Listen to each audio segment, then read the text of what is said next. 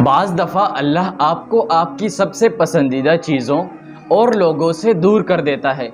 مقصد آپ کا دل دکھانا نہیں ہوتا، دراصل آپ کا رب کے قریب ہونا مقصود ہوتا ہے۔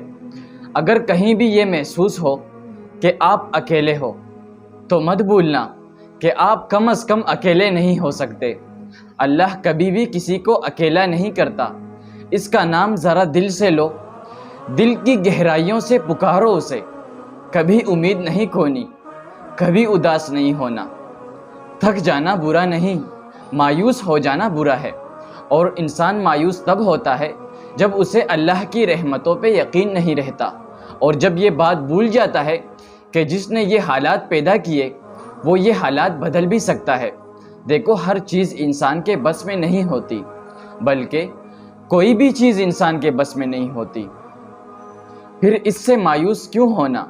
جس کے حکم کے بغیر ایک پتا بھی نہیں ہل سکتا، جس کے حکم سے کائنات بنا دی گئی اور ایک ہی حکم پہ ختم کر دی جائے گی۔